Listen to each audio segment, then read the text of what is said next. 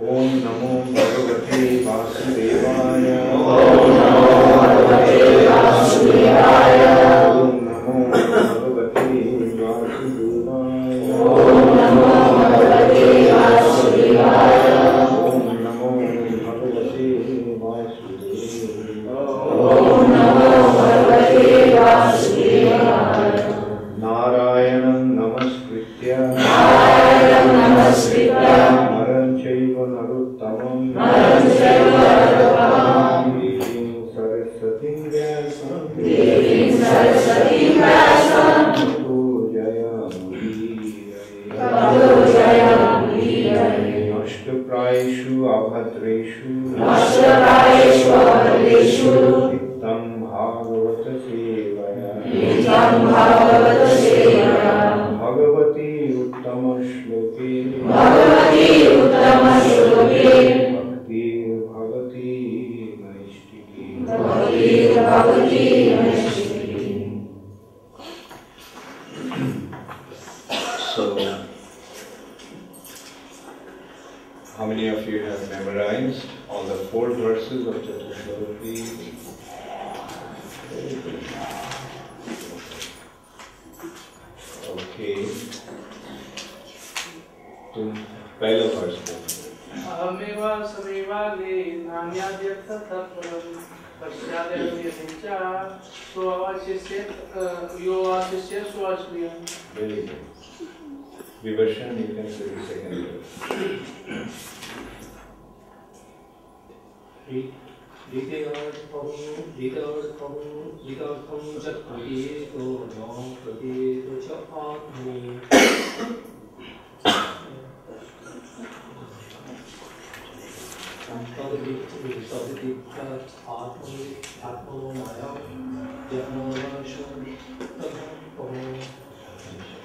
have to try work a little more.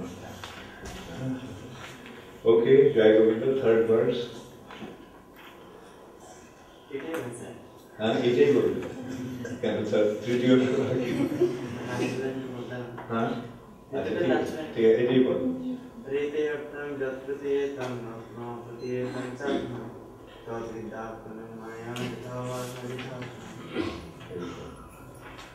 Vaishnav Charan, third verse.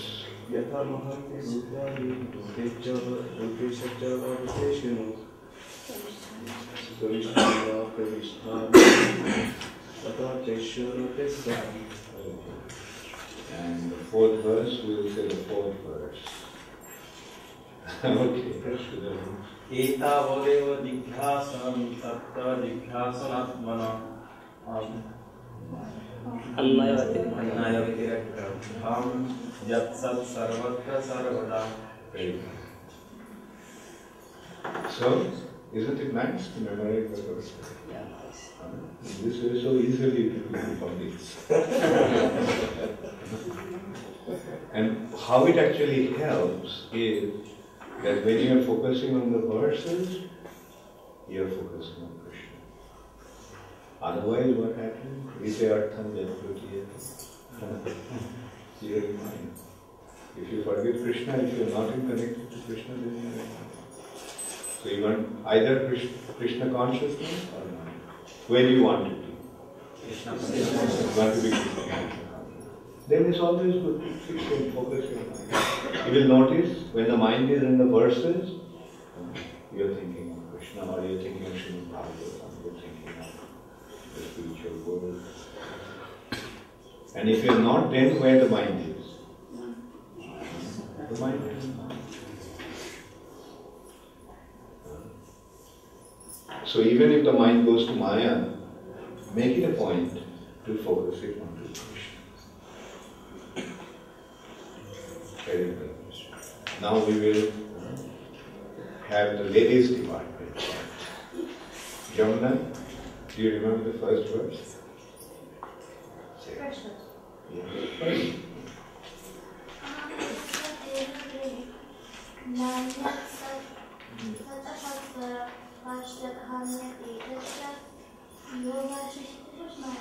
Very good. And when you are thinking, where is your mind? In Krishna. Isn't it a nice way to remember Krishna?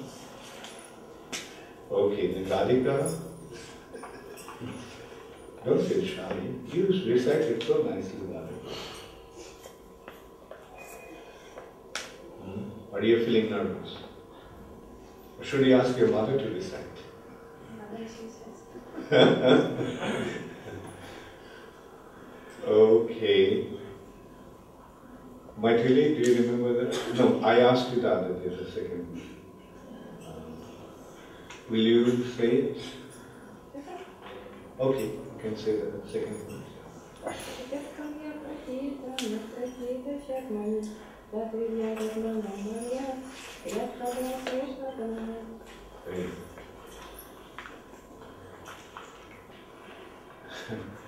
Did you memorize? I remember on the last slide. I learned on the last slide. The last one. Just say the last one. No? Etat reflexion, etat, samādhinā.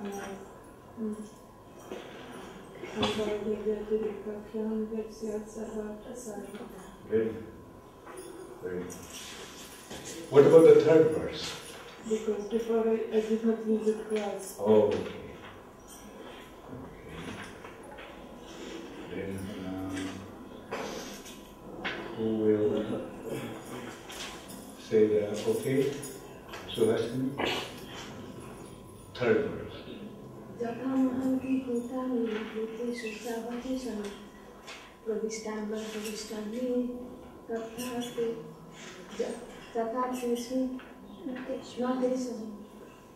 Who is dictating from behind? Who is dictating? So he or she can recite all four verses. Okay. So isn't it nice?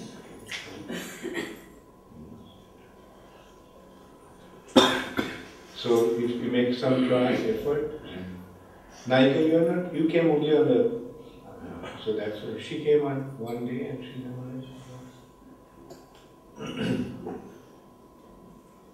So little effort will make you memorize a verse on a daily basis. So should you go to the, is it nice to memorize a verse every day? Yeah. Will you do it or should I force you to do it? Will you do it on your own? Force? Both. So what will come first? Will you do it on your own and then I force, or I force first and then? Okay. So text 37 today. Etan, this, matam, the conclusion, samātiṣṭha, remain fixed, parameṇa, by the Supreme, samādhinā, concentration of the mind, bhavān, yourself, kalpa, intermediate devastation, vikalpeṣu, in the final devastation, na vimuhyati, will never bewilder, karhicit, anything like complacence.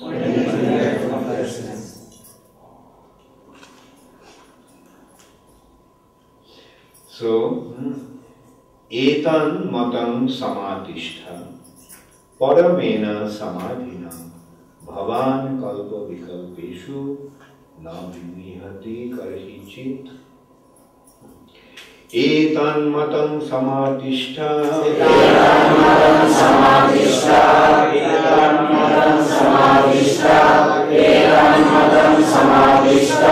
parameṇa samādhinā,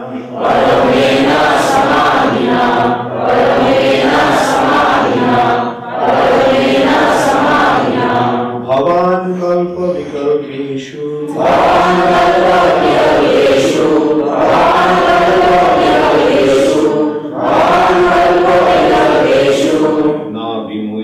vimuhyati karhicit.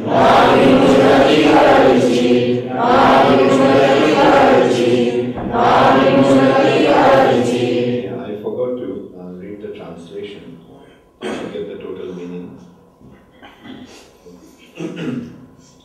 O Brahmā, just follow the conclusion by fixed concentration of mind, and no pride will disturb you, neither in the partial nor in the final devastation. So who is telling this? Krishna is telling to whom? So etan matam samātiṣṭha. Etan matam means etan matam is conclusion. Samātiṣṭha means remain fixed. Etan matam samātiṣṭha. Be fixed in this etan matam, in this conclusion. How? Parameṇa samādhinā. Samādhinā means samadhi, everybody knows samadhi. Samadhi means concentration of mind. Concentration of the mind, and parameṇa, guided supreme. So, just follow the conclusion by fixed concentration of mind. What is the conclusion? The Chatushloki. What are the conclusions of the Chatushloki? Krishna existed even before the creation of the material nature, and Krishna will continue to exist after the annihilation of the material nature, and Krishna is maintaining this material. Right? So, which means Krishna is the ultimate absolute truth, who exists beyond this material manifestation. And then what is the conclusion? What is the next point made in Chatushloki? If something is not connected to Krishna, that is Maya. And what is Maya? Maya is like reflection, darkness. Because in darkness we are in ignorance, that's why we don't see. Like in the darkness, if you see a rope, what do you think this is? You may get afraid, oh, maybe this is a snake. And you react accordingly. Jump and run. Right? But it's just a rope. But if you see the rope in light, will you think that to be a snake? Then you see the way the rope actually is. So it is due to the ignorance that we become illusion. That is. And what is the third point in the Chatushloki? What is the meaning? The bottom line meaning is that although Krishna is in everything, Krishna is inside. Although Krishna is inside of everything, Krishna is outside. So this is Krishna's inconceivable. So this is the etan matam. And what is the fourth verse? Fourth verse is saying of Chatushloki. After this is the, if anyone is inquiring about the absolute reality, then this is the ultimate. Etavadavam eva jigyasam tattva jigyasam. And in whichever way, anvaya bhavān sarvatra, everywhere, sarvada, all the time, annaya bhavān, annaya, directly. So whether your approach is indirectly or direct, what will be the ultimate? This is the Vidya Bhagavatam. Knowledge cannot go beyond Srimad Bhagavatam. Bhagavatam is the ultimate extent. So now what should we do? That is being advised here in this verse. etan matam samātiṣṭha. Samātiṣṭha means samātiṣṭha fixed. Etan matam samātiṣṭha. So where should it be fixed with our understanding? Etan matam. Etan matam samātiṣṭha. And how should we do that? Parameṇa samādhinā.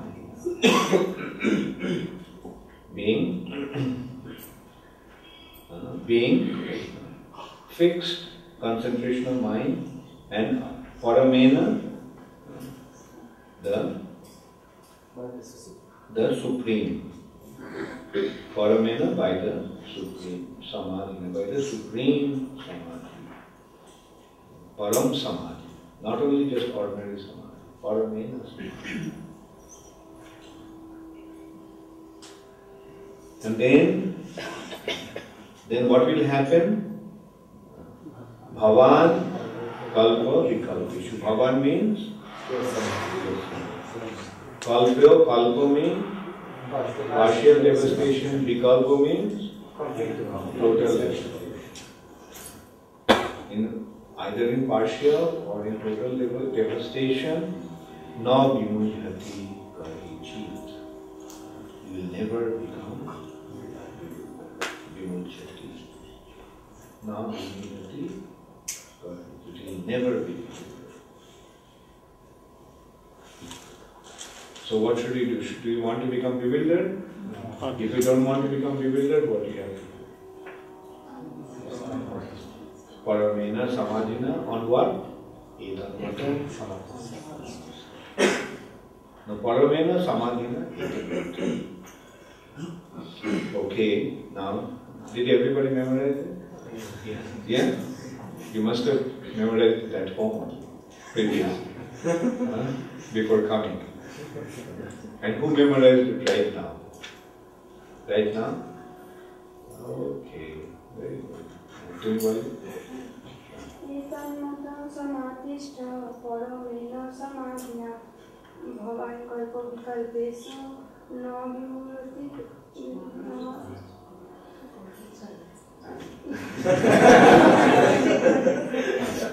Okay, that's why I told you to keep it written in a piece of paper. Even in a book, you can start, so what? Look at it. If you try it once or twice, now you got the last line? Na vimuhyati karhicit. Right. Now vimuhyati. Very good. তুমি কি আগে মুখস্থ করেছিলে? Okay. Okay. So should we try to? Okay. Let us try once again. Etan matam samātiṣṭha. Etan matam samātiṣṭha. Etan matam samātiṣṭha. Etan matam samātiṣṭha. Parameṇa samādhinā. Parameṇa samādhinā. Parameṇa samādhinā. Parameṇa samādhinā. Bhavān kalpa-vikalpeṣu. Bhavān kalpa-vikalpeṣu. Bhavān kalpa-vikalpeṣu. Bhavān kalpa-vikalpeṣu. Na vimuhyati karhicit. Na vimuhyati karhicit. Na vimuhyati karhicit. Na vimuhyati karhicit. Okay, so now what is the principle of memorizing? Yeah. The first word of the first line. What is the first word of the first line? Etat or etan matam. So you memorize? So how many of you can remember the whole entire line? Okay, so etan matam samādhinā. Etan matam samātiṣṭha. And what is the first word of the next line? Who remembers the whole line? parameṇa samādhinā. Very good. What is the first word of the third line? And the next rest of the line? bhavān kalpa Very good. And what is the first word of the last line?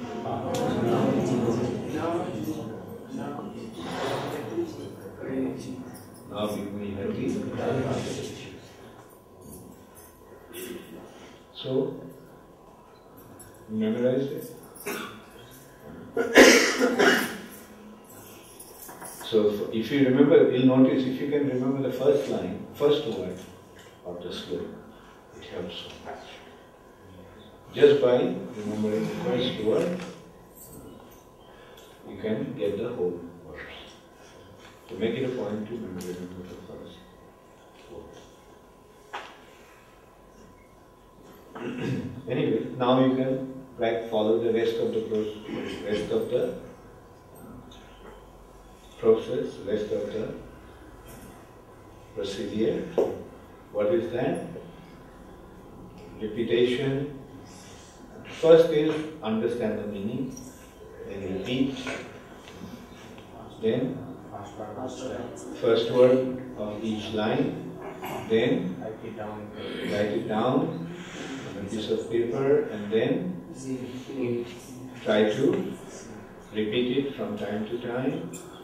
And if you get stuck, look at a piece of paper, and then the final is singing. According to your own tune. And become not only a pandit, but also become music director. Okay. Etat, this, matam, the conclusion. Samātiṣṭha, remain fixed. Parameṇa, by the Supreme. Samādhinā, concentration of the mind. Bhavān, yourself. Kalpa, intermediate devastation. Vikalpeṣu, in the final devastation. Na vimuhyati, will never bewilder. Karhicit, anything like complacence.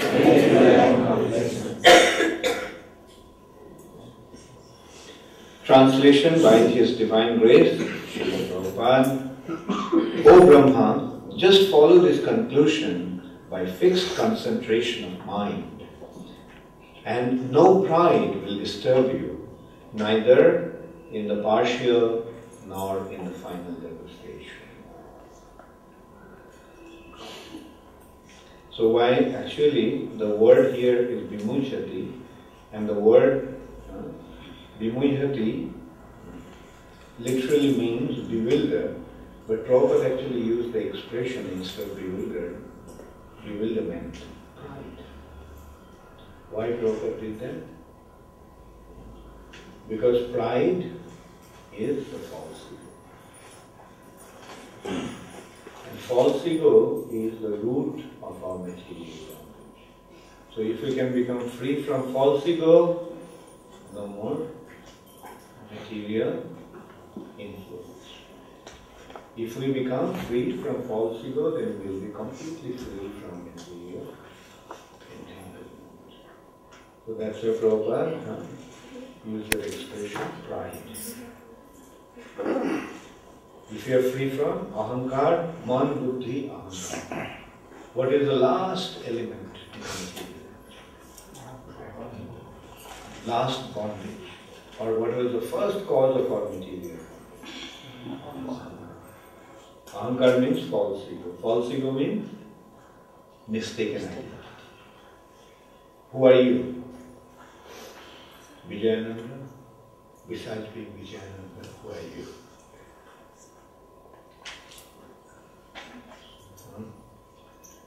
Who are thou? Who are you?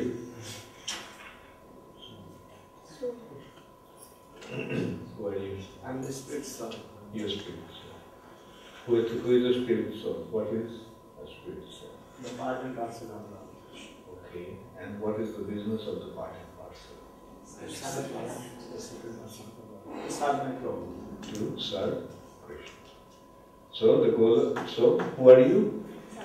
Servant of Krishna. Jive Swarupai. But in the material nature, what you been thinking yourself to be? I am the Lord. Right? So that is false love. Pride. I am the Lord. I am the master. I am the greatest. Right? So, but if you understand these 3 points, etan, matam, then what will happen? Will you be affected by your false ego? Or will you become a servant of Krishna? So if you become a servant of Krishna, then what will happen? Now vimuhyati. And when? Kalpa-vikalpeṣu. Even at the time of annihilation. Kalpa is the annihilation of the partial annihilation of the universe. But we also go through another individual annihilation. What is the individual annihilation? Individual annihilation is death. At the time of death, we are annihilated. So that is also then another kind of annihilation. So the point is, even at the time of death, you will not forget Krishna. You will not become affected by false ego. You will not be affected by the illusory energy of the Lord. Is it a good thing to do? Is it good to remember Krishna at the time of death? Or even when we die? Everybody's body will die. Although we won't die, but the body will die. Translation by His Divine Grace, Srila Prabhupada. O Brahmā, just follow this conclusion by fixed concentration of mind, and no pride will disturb you, neither in the partial nor in the final devastation. Please repeat after me. O Brahmā, just follow the conclusion. Just follow this conclusion. By fixed concentration of mind. And no pride will disturb you. Neither in the partial, nor in the final devastation. Okay? You understood the meaning? Memorize the verse. You are so firmly situated in the Siddhanta of Srimad Bhagavatam. You understood? So this verse is also very important. Actually, every single verse of Srimad Bhagavatam is very important. Purport by Srila Prabhupada, and this also is quite a long purport. 1, 2, 3. Okay, at least 3 pages. Anyway, let's see if we can. As in the Bhagavad Gita 10th chapter, the personality of Godhead, Lord Krishna, has summarized the whole text in 4 verses, namely, Aham Sarvasya Prabhu. These 4 verses. What are those 4 verses? First one is Aham Sarvasya Prabhu. The second one is Tesham Pratavikanam. Then the third one, Mataṁ Prana. And then the fourth one, Kesham Evan Kampartham.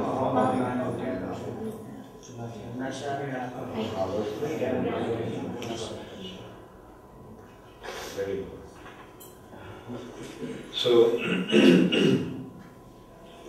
So how many of you memorized those 4 verses? Very good. Okay. And how many of you will become very good by memorizing these 4 verses? Okay.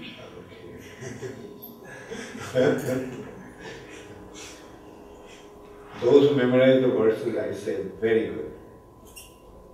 But then does it mean that those who did not raise their hands, they are not very good? They can become very good. Alright?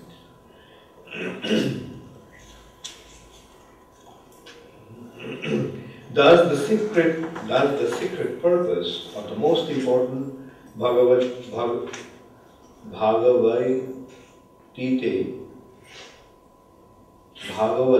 conclusion has been explained by the original speaker of the Srimad Bhagavatam, who was also the original speaker of Bhagavad Gita, the personality of God, Krishna.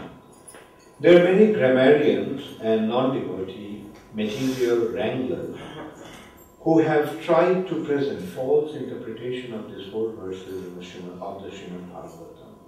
But the Lord himself advised Brahmaji not to be deviated from the fixed conclusion the Lord had taught him. The Lord was the teacher of the nucleus of Srimad Bhagavatam in 4 verses, and Brahma was the receiver of the knowledge. Misinterpretation of the word aham by the word jugglery of the impersonalists should not disturb the mind of the strict followers of Srimad Bhagavatam. Srimad Bhagavatam is the text of the personality of Godhead and his unalloyed devotees, who are also known as the Bhagavatas. And any outsider should have no access to this confidential literature of devotional service. But unfortunately, the impersonalist, who has no relation to the Supreme Personality of Godhead, sometimes tries to interpret Srimad Bhagavatam by his poor fund of knowledge in grammar and dry speculation. Therefore, the Lord wants Brahma, and through Brahma, all future devotees of the Lord in the disciplic succession of Brahma, that one should never be misled by the conclusion of the so-called grammarians or by other men with a poor fund of knowledge, but must always fix the mind properly via the parameṇa system. No one should try to give a new interpretation by dint of mundane knowledge, and the first step, therefore, in pursuance of the system of knowledge received by Brahma is to approach a bona fide guru, who is the representative of the Lord following the parameṇa system. No one should try to squeeze out his own meaning by imperfect mundane knowledge. The guru or the bona fide spiritual master is competent to teach the disciple in the right path with reference to the context of all authentic Vedic literature. He does not attempt to juggle words to bewilder the student. The bona fide spiritual master, by his personal activities, teaches the disciple the principles of devotional service. Without personal service, one would go on speculating like the impersonalists and dry speculators life after life, and would be unable to reach the final conclusion. By following the instructions of the bona fide spiritual master in conjunction with the principles of revealed scriptures, the student will rise to the plane of complete knowledge, which will be exhibited by development of detachment from the world of sense gratification. The mundane wranglers are surprised that one can detach himself from the world of sense gratification, and thus any attempt to be fixed in God realization appears to them to be mysticism. The detachment from the sensory world is called the Brahma stage of realization. The preliminary stage of transcendental devotional life, para-bhakti. The Brahma stage of life is also known as Atmarama stage, in which one is fully self-satisfied and does not hanker for the world of sense enjoyment. It's quite coincidental that we are also discussing about the Atmarama verse in Chaitanya. So what is the symptom of an Atmaram? Self-satisfied. Atmaram is self-satisfied. And what does an Atmaram, in spite of being liberated from the material bondage, do? Nigranthapi urukrame kurvanti ahiti. So, although the Atmaramas are free from material bondage, but they are engaged in serving the Supreme Personality of Godhead in devotion. Kurvanti, unconditional devotion, unlearned devotion. So, Brahma-bhuta stage of life is also known as Atmarama stage, in which one is fully self-satisfied and does not hanker for the world of sense enjoyment. The stage of full satisfaction is the proper situation for understanding the transcendental knowledge of the personality of Godhead. The Srimad Bhagavatam affirms this. Evam prasanna manaso bhagavat bhakti yogataha bhagavat tattva vijnanam mukta sangasya jayate. Thus, in the completely satisfied stage of life, exhibited by full detachment from the world of sense enjoyment, as a result of performing devotional service, one can understand the signs of God in the liberated stage. In the stage of full satisfaction and detachment from the sensory world, one can know the mystery of the signs of God with all its confidential intricacies and not by grammar or academic speculation. Because Brahma qualified himself for such reception, the Lord was pleased to disclose the purpose of the Srimad Bhagavatam. This direct instruction of the Lord to any devotee who is detached from the world of sense gratification is possible, as stated in Bhagavad Gita. Tesham shatata yuktanam bhajatam pritipurvakam dadami buddhi yogam tam yena mam bhujantite. Unto the devotee who are constantly engaged in the Lord's transcendental loving service, pritipurvakam, the Lord, out of His causeless mercy upon the devotee, gives direct instructions so that the devotee may make accurate progress on the path, returning home back to Godhead. One should not therefore try to understand these 4 verses of Srimad Bhagavatam by mental speculation. Rather, by direct perception of the Supreme Personality of Godhead, one is able to know all about His abode, Vaikuntha, as was seen and experienced by Brahma. Such Vaikuntha realization is possible by any devotee of the Lord situated in the transcendental position as a result of devotional service. In the Gopal Tapani Upanishad, it is said, Gopavesha me purushaha purastad avirva bhuva. I'll read it again. Gopavesha me purushaha purastad avirva bhuva. The Lord appeared before Brahma as a cowherd boy. Prabhupada used the expression as a cowboy. As a cowboy. Not a Texan though. That is, as the original personality of Godhead, Lord Shri Krishna, Govinda, who is later described by Brahmaji in his Brahma Samhita 529. Chintamani prakarasadmasu kalpa-vikalpeṣu laksha-priteṣu surabhi abhipalayantam lakshmi sahasra satasam bhavasevyamānam govindamāhi puruṣam tamaham bhajam.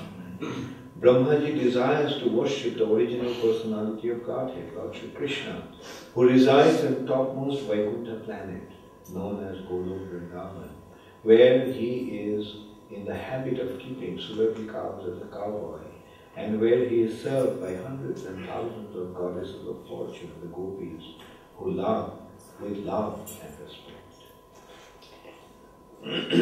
Therefore, Lord Shri Krishna is the original form of the Supreme Lord, Krishna's tu bhavān swayam. This is also clear from this instruction. The Supreme Personality of Godhead is Lord Krishna, and not directly Narayan or the Purusha avatars, which are subsequent manifestations. Therefore, Srimad Bhagavatam means consciousness of the Supreme Personality of Godhead, Lord Shri Krishna. And Srimad Bhagavatam is the sound representation of the Lord as much as the Bhagavad Gita is. Thus, the conclusion is that Srimad Bhagavatam is the science of the Lord in which the Lord and His abode are perfectly realized. So, such a clear and profound understanding of the absolute truth. We have received here, Prabhupada pointed out in this purport, that these 4 verses are the nucleus of Srimad Bhagavatam. What is the meaning of a nucleus? Nucleus is the central portion around which the thing grows. From the center, it grows like a crystal. It grows from the origin of crystal. Or an atom. The center of the atom is the nucleus. And then there are protons and electrons. And they are actually rotating around the nucleus. And in this way, the atoms may be, the smallest atom is hydrogen atom. And you get the big atoms like uranium atoms. So, but it is all centered around one nucleus. So, similarly, Srimad Bhagavatam, the base of Srimad Bhagavatam, the center, the central theme of Srimad Bhagavatam has been presented in these 4 verses. Therefore, it is very important that you understand them. And similarly, Prabhupada is pointing out that in Bhagavad Gita also there are 4 original central verses. And tesham shatatayuktanam tesham evan kampartham machittam advata prana aham sarvasya prabhavo. So this is how we can get the clear understanding of Bhagavad Gita from these 4 verses. And ultimately what it all means, aham, like we go back to that, aham sarvasya prabhavo, matta sarvam prabhavo, iti matva bhajante ma buddha. Who is situated in knowledge, who knows that Krishna is the center of everything and Krishna is the source of everything. Everything came from Krishna and everything is resting on Krishna. Aham sarva. And then when one becomes engaged in serving Krishna, when one becomes constantly engaged in serving Krishna, then Krishna gives him the knowledge. Tesham evan kampartham aham jnanajantam. He removes the darkness of ignorance and enlightens him jnana-dipena bhashyata. So devotional service, if we serve Krishna, then Krishna will reveal himself to us.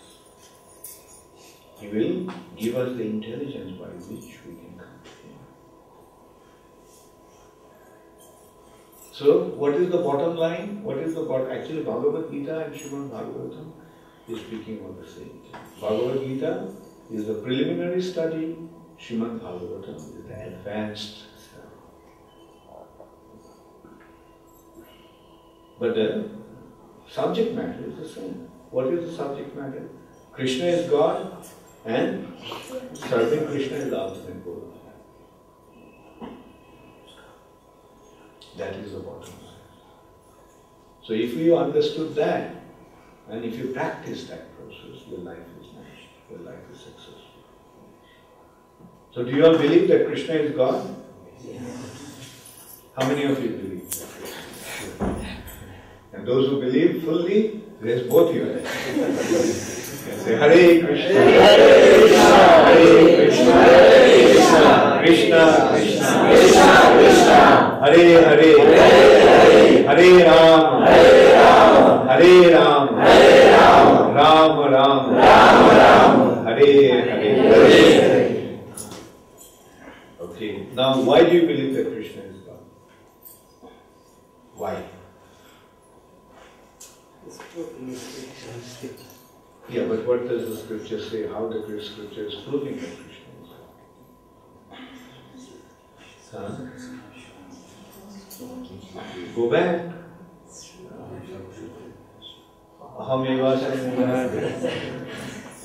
Go back. Aham sarvasya. From that, Krishna himself will declare that he is the origin of everything. Sarva karma karma. That's why he is God. Why you are not God? Siddhanath, why you are not God? I have not died because I can Try to analyze it from this understanding. Aham eva samādhinā. Because creation I have. And are you sarvasya Prabhu? Everything is pravartate in you. So this is how we have to understand that we are not God. That's why we become so upset when people come and say, "You are God." We are not God. We are not God. If we claim that we are God, then what do we become? We don't become God, we become dog. A person who is not something, and if he claims that he is something, is that right or is it cheating?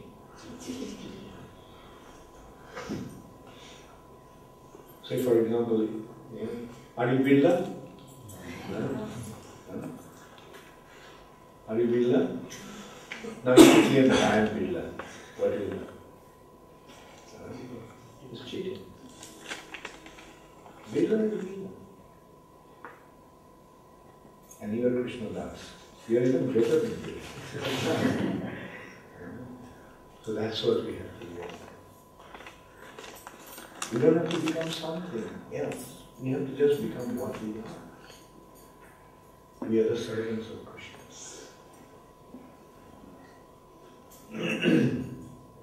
অল্প করে না মানি গো দাস হেন নাম অল্প ভাগ্যে দাস প্রভু দাস নাহি করেন ভগবান.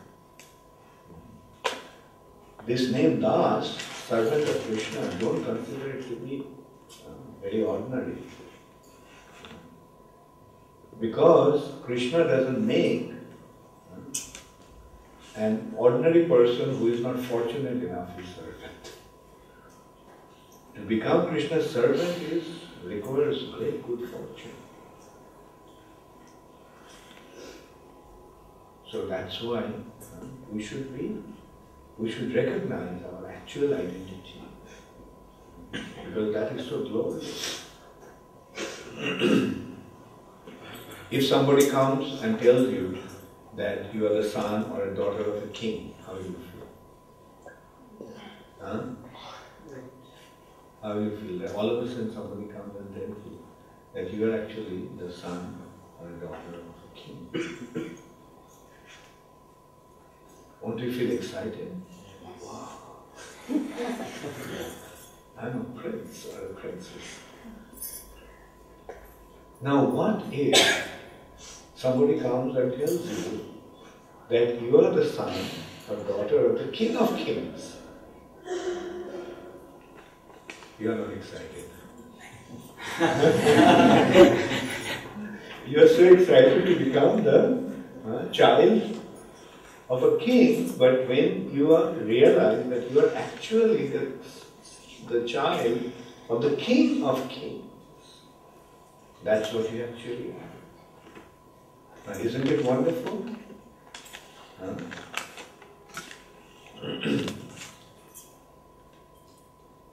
Couldn't grasp it?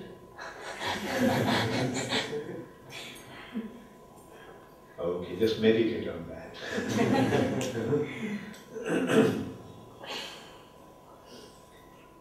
Go Premanande. Does anybody have any question? My question is that everyone knows that we are parts of the Supreme Personality of Godhead. Does everybody know that? Our duty. Our duty. But by knowing this, we have some realization. But how can I realize it? By becoming the part and parcel of Krishna. If you are a part and parcel of something, then what will you do? Want to become connected to it? So become connected to Krishna. And how to become connected to Krishna?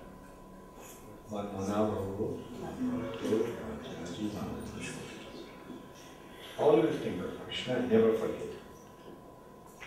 That is how one becomes connected to Krishna. And how do you always remember Krishna? Whatever you do it for Krishna. Right? Whatever you eat, do you eat sometimes? Do you like to eat? Huh? Whenever you eat something, also remember that it is related to Krishna. So in this way, try to remember Krishna through every action. That is how you become one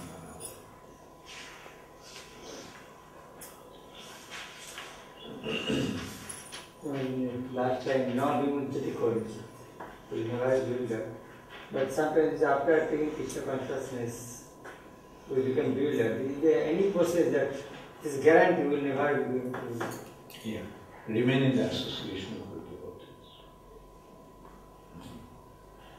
If we remain in the association of devotees, then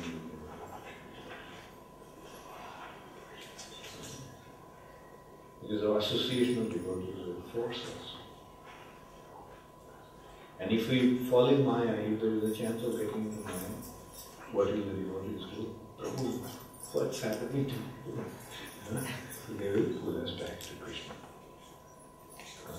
Even if we become bewildered, they will save us. That's why the safest thing in spiritual life is to live in the association.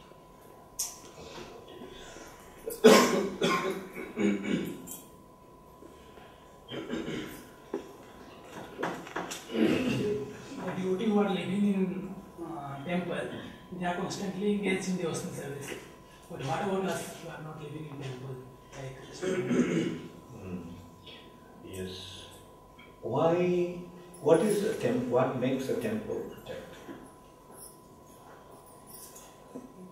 Why some place is seen as a temple? Because Krishna is there, right? And Krishna's devotees are there. So, if you are not physically present in a temple, but if you are constantly remembering Krishna, and if you are trying to sing the glory of Krishna, you are trying to remind others of Krishna, then your heart becomes a temple. So then wherever you go, you are carrying the temple with you. Right? So wherever you are, even if you are not in a temple, wherever you are, always try to remember Krishna, and always glorify Krishna, always remind others about Krishna. So that way you will be living.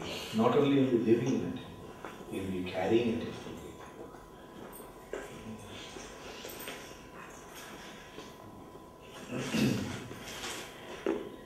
Hare Krishna, all glories